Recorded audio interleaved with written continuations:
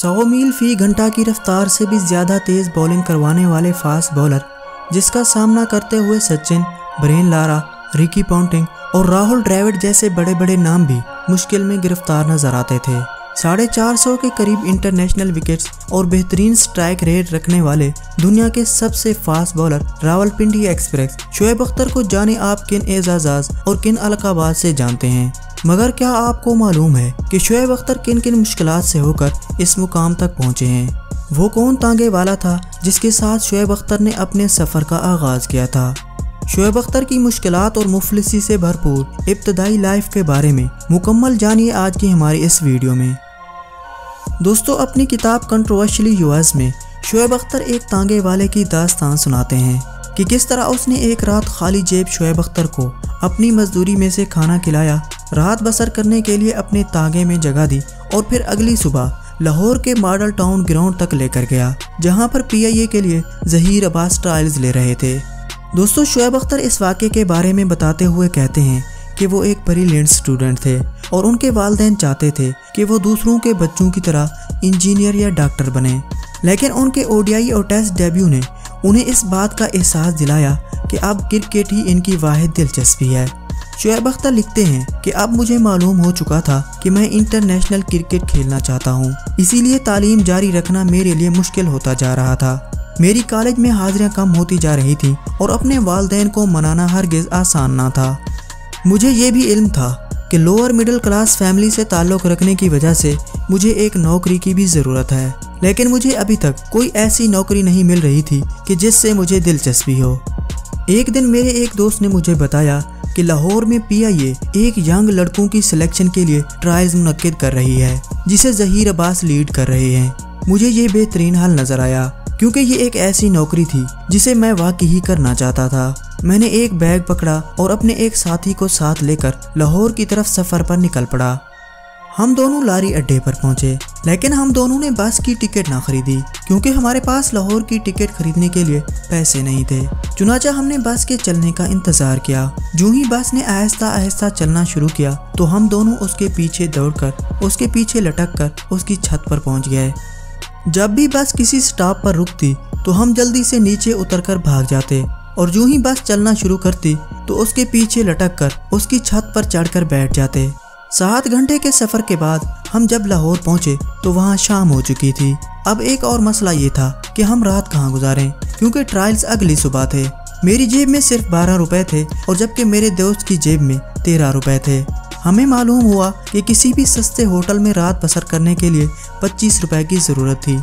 अगर हम होटल में रात बसर करते तो हमें सिर्फ रात के खाने से ही नहीं बल्कि अगली सुबह के नाश्ते से भी महरूम होना पड़ता और मैं खाली पेट ट्रायल्स नहीं दे सकता था।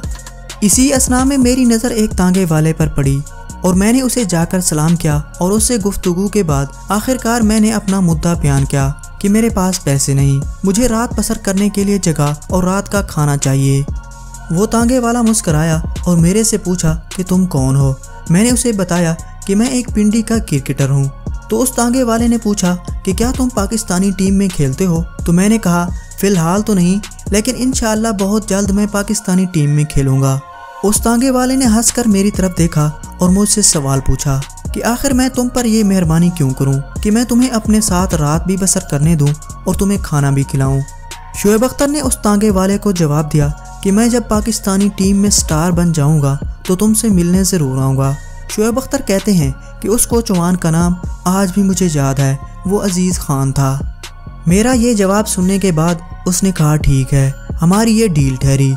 उसके बाद शोएब अख्तर ने अजीज़ से खाना खाया और रात वहीं गुजारी। अगली सुबह शोएब अख्तर ने उसे इस बात पर भी कहल किया कि वो उन्हें मॉडल टाउन पार्क तक छोड़ आएगा जहां ट्रायल्स होने थे। तांगे सिर्फ एक ख़ास जगह तक जा सकते थे। चुनाचा अजीज़ खान ने हमें वहीं पर उतारा और वहां से हम लंबा सफ़र पैदल चलकर मॉडल टाउन तक पहुंचे। उसके बाद शोएब अख्तर पाकिस्तानी क्रिकेट टीम में सिलेक्ट हुए, स्टार बन गए और उन पर दौलत बरसना शुरू हुई। और एक दिन उन्हें याद आया कि एक वादा पूरा करना बाकी है। चुनाचा एक दिन मैं भेस बदल कर लाहौर पहुंचा और स्टेशन पर अजीज़ को ढूंढने लगा। शोएब अख्तर कहते हैं कि उसे ढूंढने में मुझे काफ़ी वक्त लगा, लेकिन आखिरकार मैंने अजीज़ को ढूंढ निकाला। वो एक कोने में पड़ा सो रहा था। मैं उसके करीब गया और उसे जगाया तो वो डर गया। लेकिन जब मैंने उसे पिछला सारा वाकया सुनाया तो वो मुझे फौरन पहचान गया और खुशी से मुझे गले लगा लिया और उसे यकीन ही नहीं आ रहा था कि मैं शोएब अख्तर हूँ। शोएब अख्तर लिखते हैं कि जैसे ही वहीं पर लोगों को मालूम हुआ कि शोएब अख्तर यहीं पर आए हुए हैं तो लोगों का हुजूम जमा हो गया। शोएब अख्तर ने अजीज़ को कहा कि तब तुमने मुझे खाना खिलाया था, आज मैं तुम्हें खाना खिलाता हूँ। इस पर अजीज़ ने कहा कि मैं तब भी अमीर था और आज भी अमीर हूँ और खाना मैं ही खिलाऊंगा। इसके बाद अजीज़ ने खाना मंगवाया और इन दोनों ने साथ बैठकर खाना खाया। खाना खाने के बाद अजीज़ ने पूछा कि क्या तुम मेरे तांगे की सवारी करना चाहते हो? तो शोएब ने कहा जी हाँ, क्यों नहीं।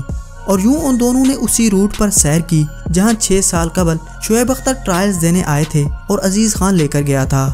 तो दोस्तों, देखा आपने कि बज़ाहिर सख्त, वसीले और अपने उरूज के दौर में पाकिस्तान के सबसे ज़्यादा चाहे जाने वाले क्रिकेटर शोएब अख्तर अंदर से कितना नरम मिजाज और आजिज़ शख्स हैं और इन्होंने किस तरह अपनी मुफलिसी के दौर में इंतहाई मेहनत और जद्दोजहद करके दुनिया में एक आला मुकाम हासिल किया। दोस्तों, वीडियो अच्छी लगी हो तो वीडियो को लाइक करें और हमारे चैनल नॉलेज 786 को सब्सक्राइब करके बेल आइकन ज़रूर प्रेस करें। शुक्रिया।